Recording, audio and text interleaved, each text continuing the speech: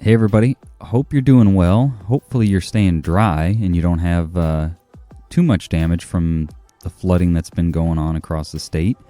I know we've been lucky, been grateful for that. Jeff may have lost a trail camera in the flood, we're not sure yet. And it looks like the overflow pipe on his pond may have sprung a leak from the extra water. But aside from that, no major damage, so thankful for that. Hopefully you guys are not underwater or don't have major damage to your homes or anything. Hopefully you're staying dry.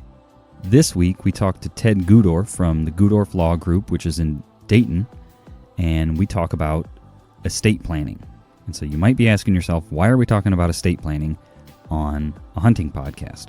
Well, I wanted to talk to Ted because we all sort of dream of buying a hunting property someday, and you might go in with a couple buddies or your brothers, or say your family already owns hunting property, and it's getting to be the point where you need to pass that piece of property down.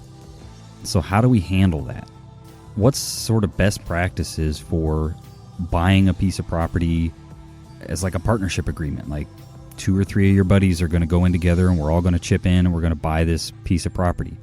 How do you set that up to make sure everybody's protected?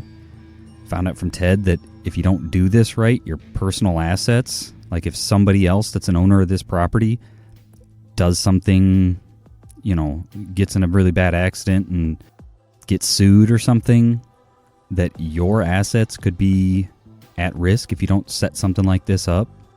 Or you don't set this up properly. So really important stuff in here. Ted shares a ton of good information. Really enjoyed this conversation. And hopefully you guys get something out of it. And it hopefully will protect you in the case that you are thinking about buying a piece of property, or give you some ideas on if you already own a piece of property and you're looking to pass it down to your kids, or you're the siblings or the heirs to a piece of property that your father or your family or somebody already owns. So hopefully you find this enjoyable. Before we get to the call with Ted, I want to talk about Monster Whitetail Grub real quick. So they are the sponsor of this podcast, and they sell a couple different products. They got mineral. They have a high protein feed, which actually has mineral mixed in, and they have flavored corn. So lots of deer feed and nutrition options for you. Right now is a great time to be running mineral to get pictures of your bucks and watch antler growth. We've been having a lot of success with the Monster Whitetail Grub mineral right now.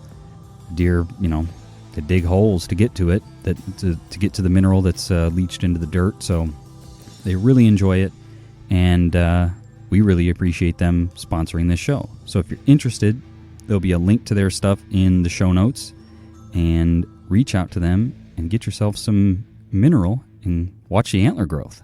So with that, let's start the show.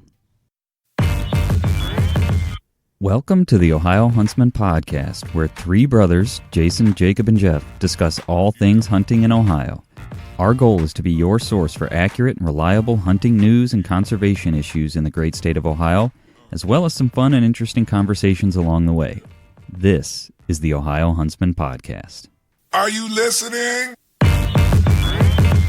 All right, we've got Ted Gudorf on the line, and Ted and I have been talking a little bit back and forth, and we thought it would be an interesting conversation, hopefully a helpful conversation, to talk about estate planning, which might not make a ton of sense at first, but a lot of us have hunting properties, recreational properties, and passing those down to the next generation, or how to handle a multiple ownership agreement, things like that. We're hoping that Ted can sort of shed some light on that and help us out. So, Ted, I want to start off by thanking you for taking time out of your schedule to talk to us today. And what's the name of your law firm if people want to reach out to you and work with you on this kind of stuff? Well, first, Jason, I want to thank you for allowing me to appear with you today and have a conversation about something that I really, really enjoy doing. My law firm is Gudorf Law Group, LLC. We are based in Dayton, Ohio. We have 3 offices here. We have offices in Clayton, Centerville, and Troy, Ohio. We have 5 attorneys in our office, 5 paralegals, and we have an identical number of administrative staff who help us on our team to get things done for our clients. I've been in practice for over 32 years. At this point in time of my career, I probably have more than, I would guess 5,000 clients who have come through my doors. Yeah.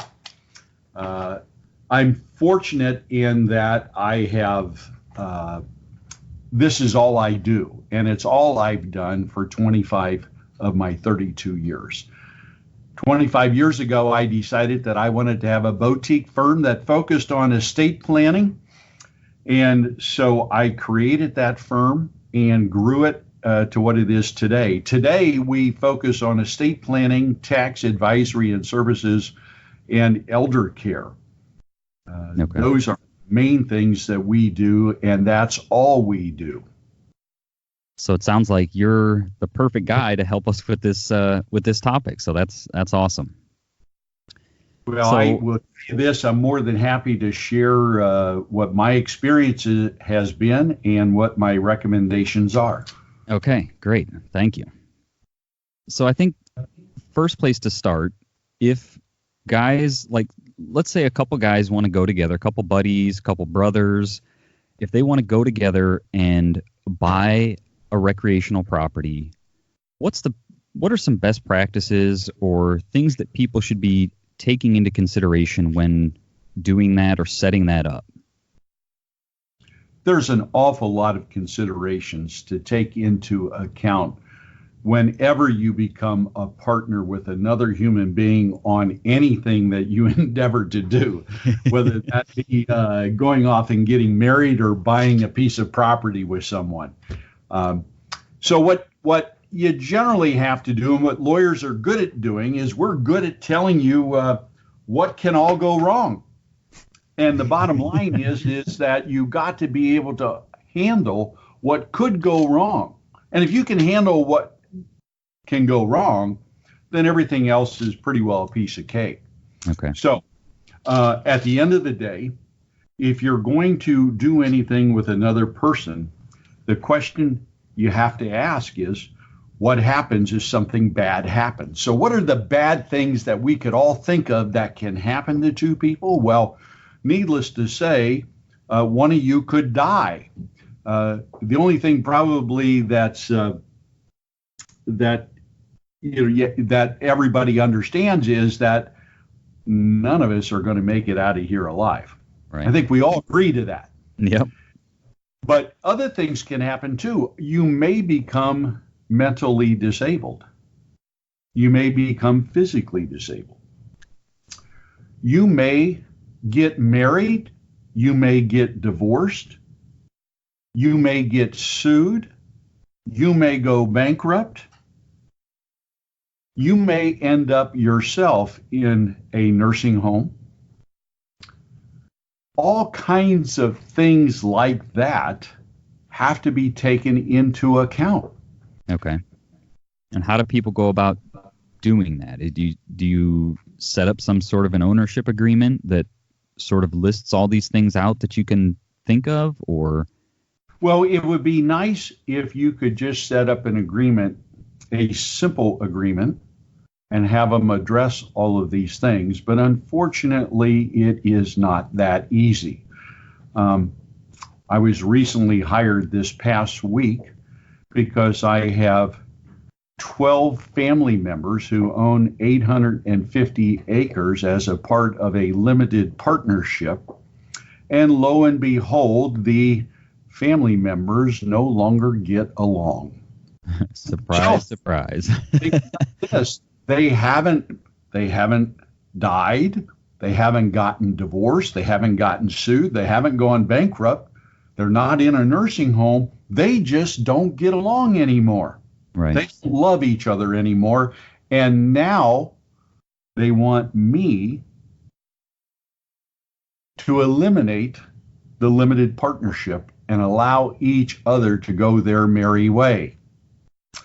And so I devised a process that will take about 6 months if we're lucky, if everybody agrees and nobody files a lawsuit, take about 6 months to unwind this limited partnership and put everybody back into the position they were in prior to the partnership being formed. Okay. So I would like to tell you that a particular structure, they have a structure, theirs is a limited partnership. They have a partnership agreement, and it identifies certain rights or obligations. And yet here they are, they don't get along, and they want to dissolve the partnership. Now, I will tell you this, that despite them having a structure and despite them having an agreement, somebody probably told the lawyer involved at the time, well, we just want something simple and we're probably going to love each other forever. So there are no real provisions within the document itself that deal with how do we dissolve the partnership. Okay. So it sounds like if you do want to put something or attempt to put something simple in place of we're 50-50 owners, you should definitely be including something in there on when things go south, regardless of what happens. If one of us or both of us wants out of this, how does that happen and what does that look like? You better believe it. And okay. And you should, the best advice that I can give you, or the first advice that I can give anybody, is to make sure that you really want to be a partner with another human being. I once had a professor tell me, Ted, there's no good reason to ever want to be a partner with anybody on anything. And I think, while that is generally true, there are reasons why we need each other. You know, some of us come to the table with a tremendous intellect, but no financial resources, while others of us may come to the table with financial resources, maybe some intellect, but don't have any real skill set other than that. So sure. The reality is, in life, we do need each other. We do need to form these partnerships. So then it comes down to, what does this partnership look like? Now, in the old days, whenever people got together and shook hands, they would have a verbal, oral partnership. That's still valid. A lot of people think that if you create an oral partnership, that's not a valid agreement. It is. Okay. And now, so I would tell you, first of all, what not to do. What not to do is don't have a handshake oral partnership. Okay. Because then everybody, if there's a problem, then everybody gets to make up the terms as they go, so to speak. Yeah. So the second thing you could do is form in writing what is called a general partnership. What that means is, Jason, if you and I are general partners, it means I'm responsible for everything that you do, and you're responsible for everything that I do. Okay. So let's say you and I form a partnership and we put in $100,000 each. We buy a piece of property, and you're driving down the road going a little bit too fast, and you hit a school bus. And let's make it really bad. Let's say you injure permanently 3 children and kill 3 other children. Oh, man, Ted, you're making me sad. Yep, we're going to make it really bad. And let's say all 6 families hire a TV lawyer and they sue you. This is because worse.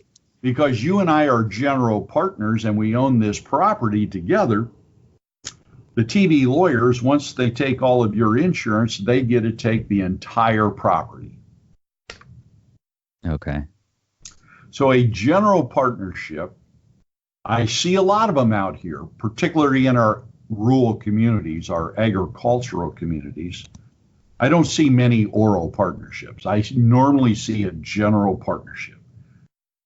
But the reality is that the land is totally exposed to all the bad things that could happen to either one of the general partners. So We never, ever want to have a general partnership, ever. Okay. So once we get beyond that, we begin to understand that we want to look at a little more advanced planning, and the advanced planning will lead us into a limited liability company more often than not. And that limited liability company, it says limited liability for a reason.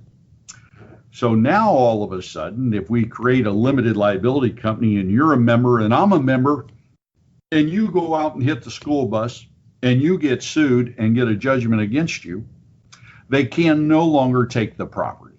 Okay. So we want to have these entities, whether it be a limited liability company or I suppose it could be a limited partnership arrangement, but we want to create the type of entity first and foremost where I'm not responsible for your negligent acts. You're not responsible for mine. Most importantly, if either one of us gets sued, they can't take away the property that you and I have purchased together that's in the name of the company. Okay, that's good to know. Does that make sense? Definitely, yeah. Yeah, thank you.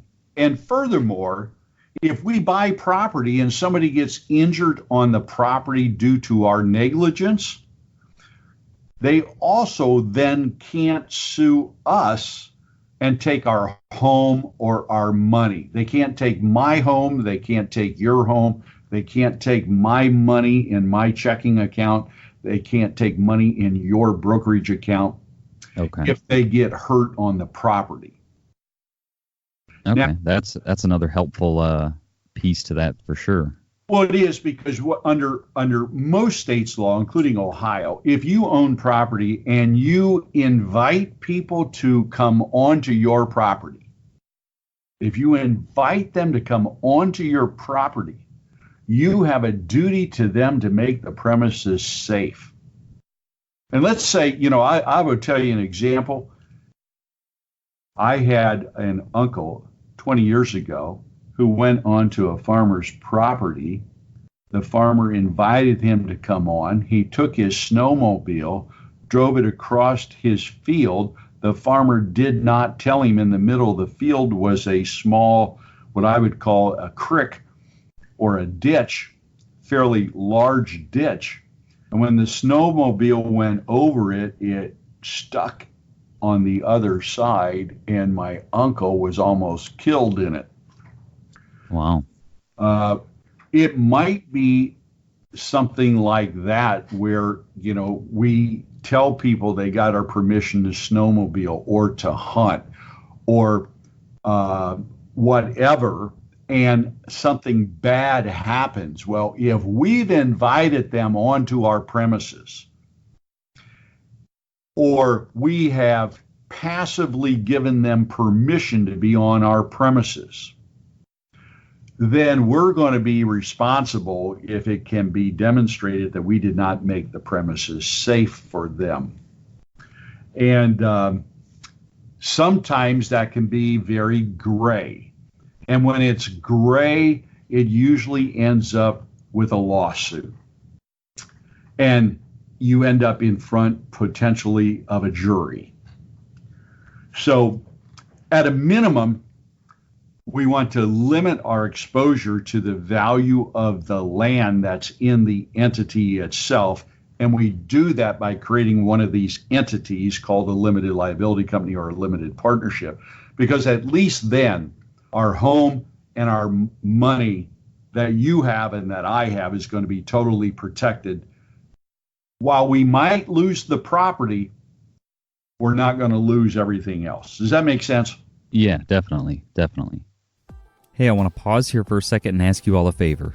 If you're enjoying this conversation, you find it educational or entertaining, go to the show notes real quick, click the link that says Shop Ohio Huntsman Apparel, and check out some of our stuff.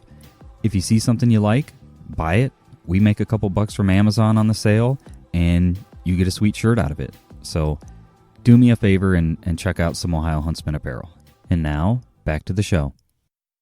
So let's say we've got a limited liability partnership, and we're in this agreement, and what happens?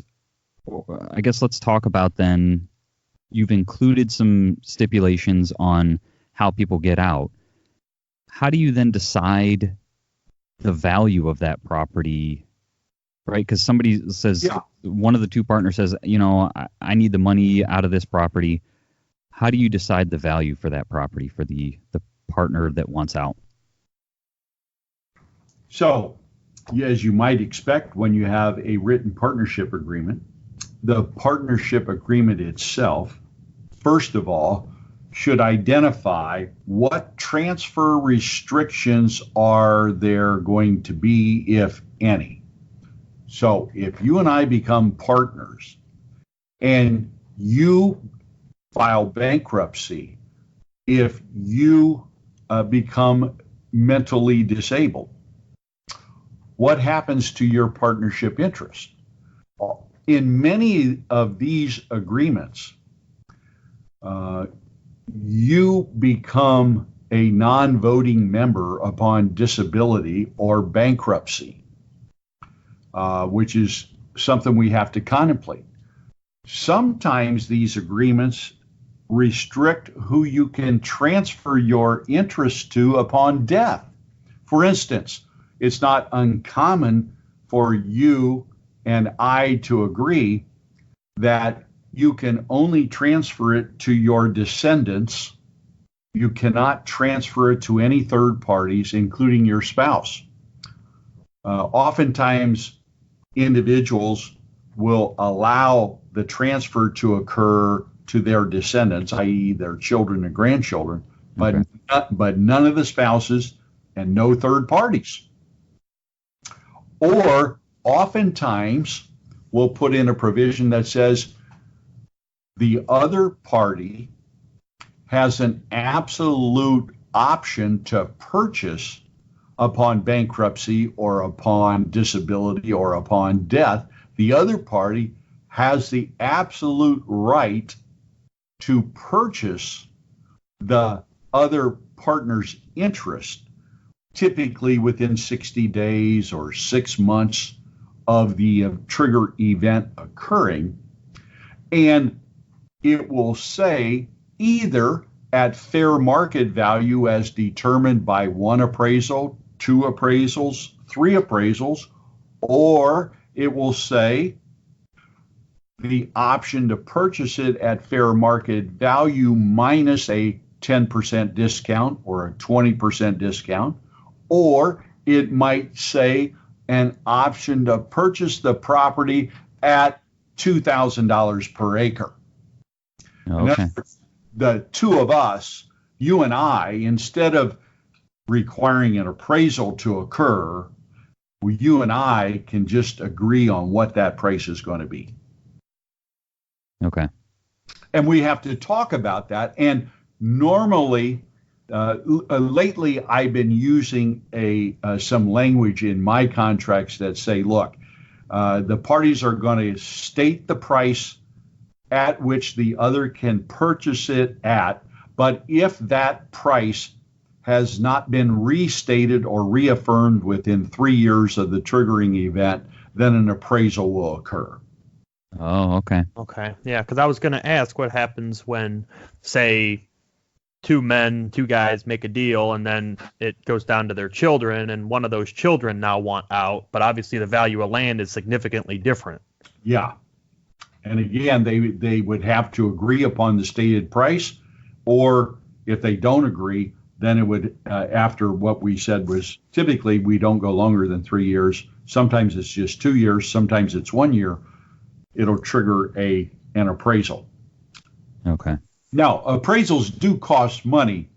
I recently have had a case where they created a limited liability company 20 some years ago. It owns 8 rental properties. Those rental properties have increased in value rather significantly.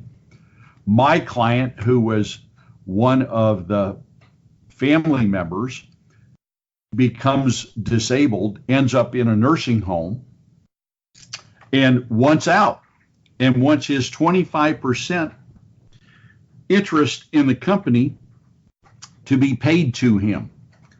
The first letter that came from the managing partner was, we had this appraised 17 years ago for $200,000, so we're going to offer you $200,000. Okay. This disabled person's wife calls me up and says, do you think this is fair? And I said, well, it depends what the agreement says. Interestingly, in that instance, the agreement was silent. Said absolutely nothing about what occurred if somebody ever wanted out. In this instance, I asked the managing partner to hire an appraisal, and he said, that will cost $5,000. We're not going to do it. You're welcome to pay for it yourself. My client decided to pay $5,000 to have an appraisal. The appraisal came back. The value of my client's interest was $500,000, $300,000 more than what was offered. That's $5,000 well spent then. Extremely well spent. Now, Yeah. here's the issue. In that case, we were a limited partner with no voting rights. So we wrote a letter back and said, we want $500,000. They said, we declined to buy it from you. There are no provisions within the partnership agreement that require them to purchase it. Oh, okay.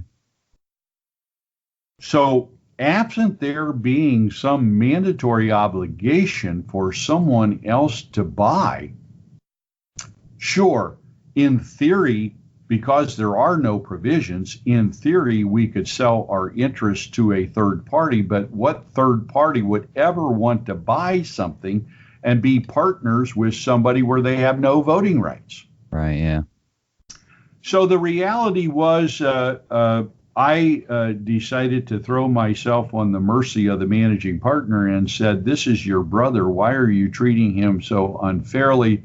Why are you taking advantage of him? He is disabled. He's in a nursing home. His wife needs your help. You know what that got me?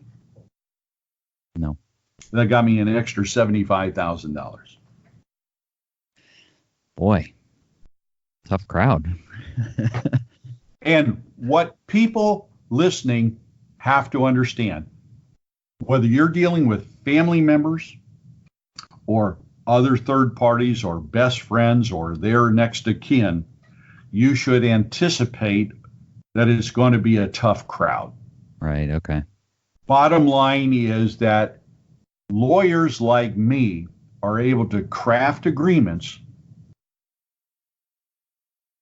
that require certain things to occur, but you got to put them in the agreement. They got to be in writing, and they got to be there ahead of time. Okay. Yeah. Yeah. So go ahead, Jason.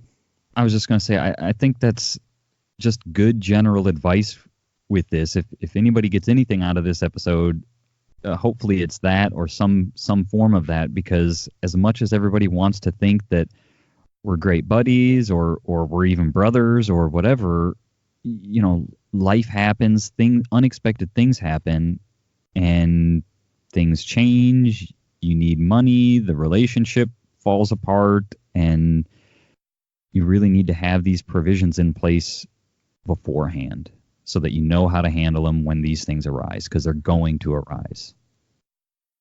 So, right. So my next question now is hypothetical scenario, I guess.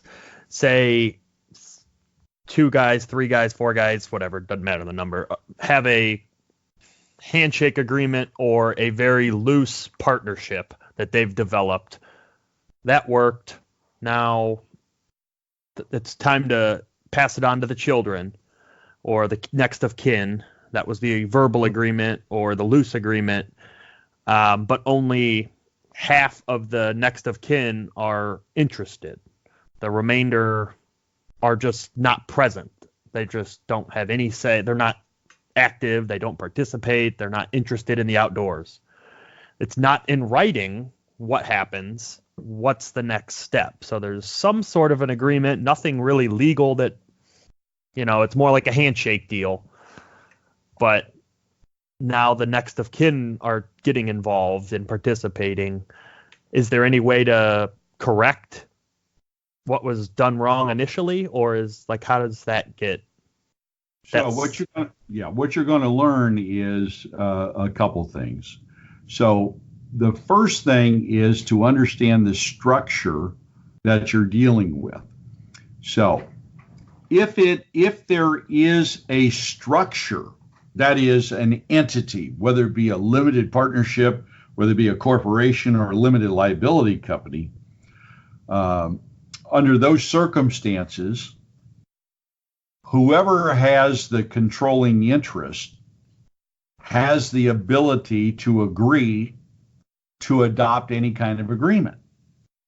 So as long as all of the parties who have an interest are willing to come to the table and agree to a new partnership agreement, then that can be done.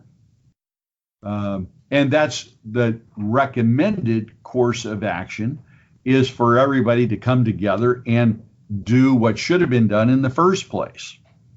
Now, having said that, if we're in a circumstance where it's fairly loosely organized and things have passed along to the next generation, and we're just having a general partnership of the next generation, then those general partners will have to determine who the general partner is going to be. And let's say we have 4 individuals. They can choose to elect one of them as a general partner, 2 of them as a general partner, 3 of them as a general partner, or all 4 end up being general partner. And therefore, in order to do anything, it requires a majority vote of 3 out of the 4 general partners to do anything. Meaning one of the original partners is passing it down to their 4 next of kin? Is that what you mean by they need to decide who the general partners are going to be? So let's make sure we have the same set of facts here. Okay. So if you start off with 4 general partners, and let's say, and what my example was, all 4 die. Okay. And their general partnership interest, I'm going to suggest, goes to their next of kin, not their spouse, but their next of kin. And let's say, to make it simple, all 4 each have 1 child. Those 4 children then have to elect a general partner. And that can be 1, 2, or all 4 of them. But all decisions will then be made by a majority of the general partners. Okay. So 3 out of 4 of them, in order to sell the property, or in order to lease the property, in order to plant on the property, it will require a majority vote of the partnership interest to conduct any business, whether it's to sell it or to lease it or to do anything. Okay. And oftentimes what happens is, say 3 out of 4 are in agreement, and the 4th one is not. The 4th one wants out. The other 3 won't pay him a dime. So what they do is they hire a lawyer who goes to court and says, I want to partition the property and have it sold. So he'll file a lawsuit at court asking for the property to be appraised and ordered sold at a sheriff's sale. That's called a partition action. Oh, okay. And so property that's in a general partnership or owned by multiple individuals, the downside to that is that if it ever passes to an heir and they want out and nobody's willing or has the money to buy them out, they can always go to court and force a sale. Okay. And then everybody's got to lawyer up, and you spend all this money on lawyers. And typically what ends up happening is you end up negotiating to buy somebody out. But the threat of a partition action or the filing of a partition action is the real threat that one person has to try to force the majority to do what they want them to do.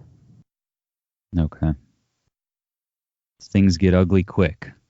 So a lot of times, if there is no formal written partnership agreement, and let's say we have 4 partners and one of them dies, oftentimes that is going to go to that person's spouse pursuant to their will or pursuant to intestacy or pursuant to their trust. So now you got 3 guys who are now partners with their 4th partner's wife. Okay. And as a general rule, we don't really want to be partners with our partner's spouses. Yeah. And that's what will happen when we have these loosely formed general partners and one of us dies. We end up being partners with somebody's spouse. Good luck with that. Right. Yeah.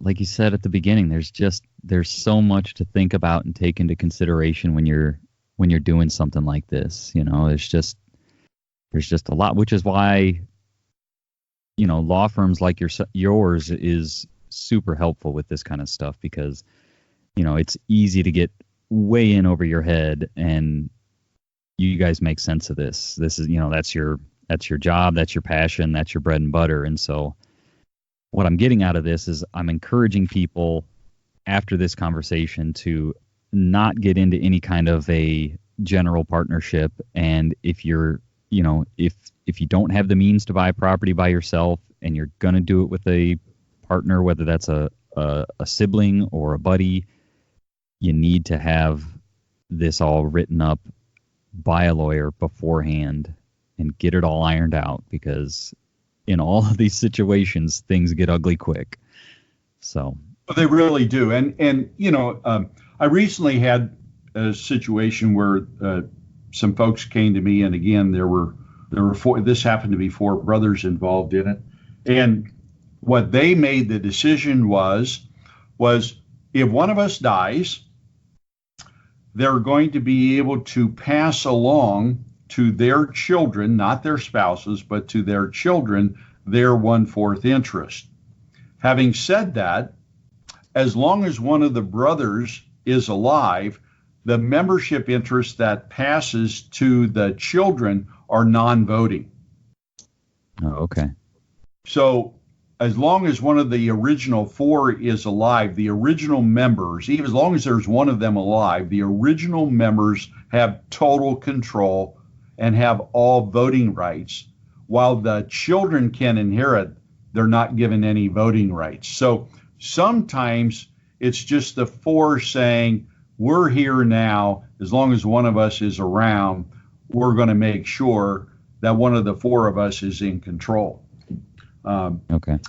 I had another circumstance evolve, which was really unusual. I'd never had anybody ask me this, but I had a group of brothers, believe it or not, who had bought farm equipment together and had bought some farms together, despite what they owned individually.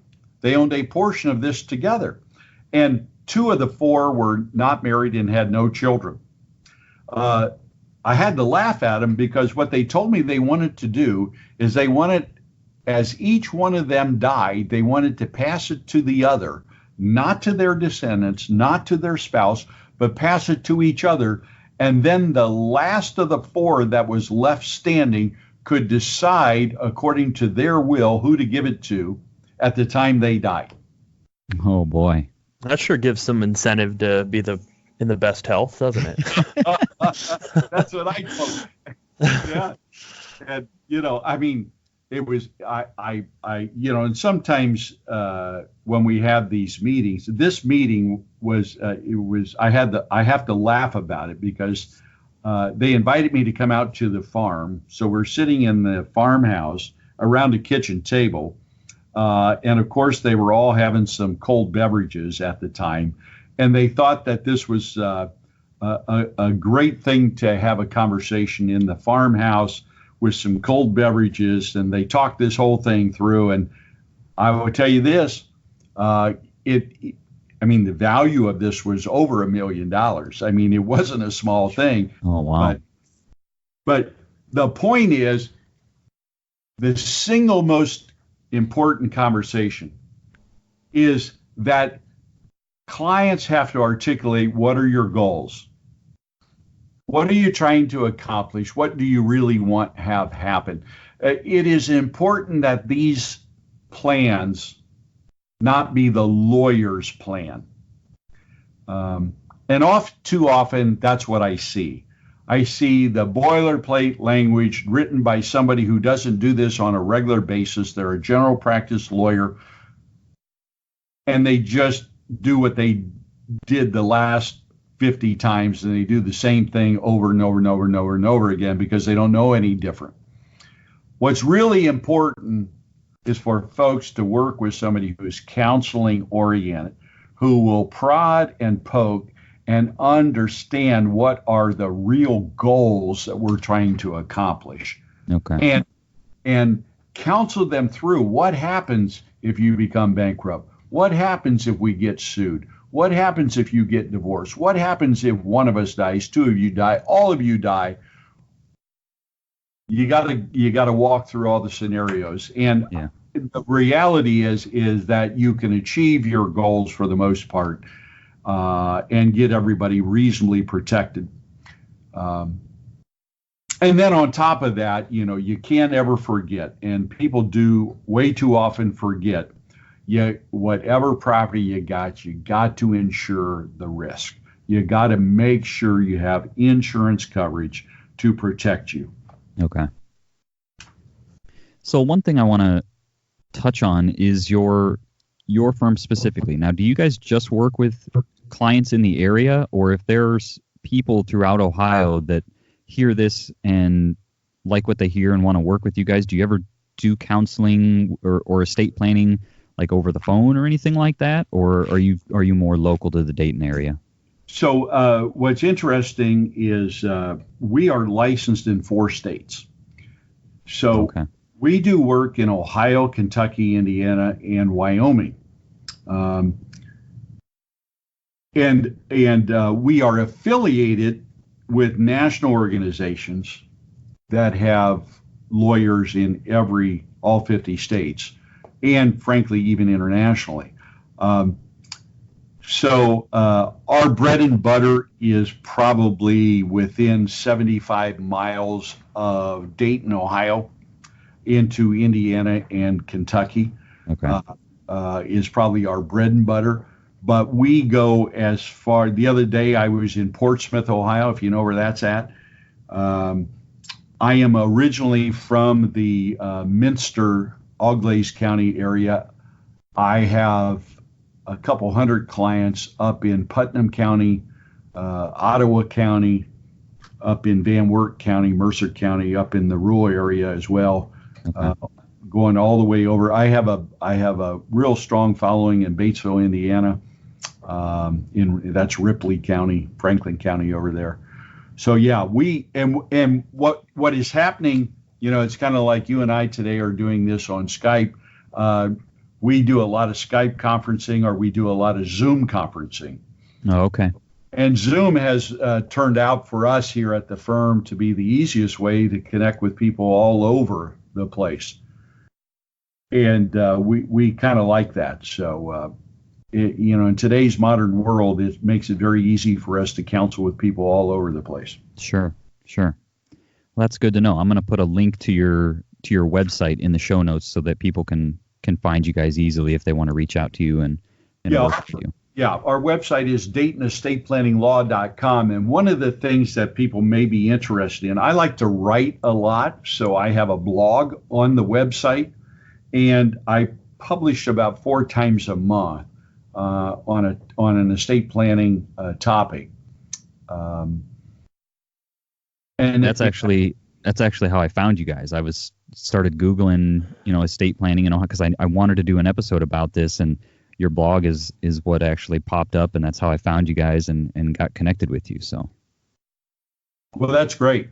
There's a lot of good information there. I've been blogging for about 15 years, and at the end of the day, you do 3 or 4 of those a month. Sooner or later, it adds up to quite a bit of information that is free to the public to use as they see fit.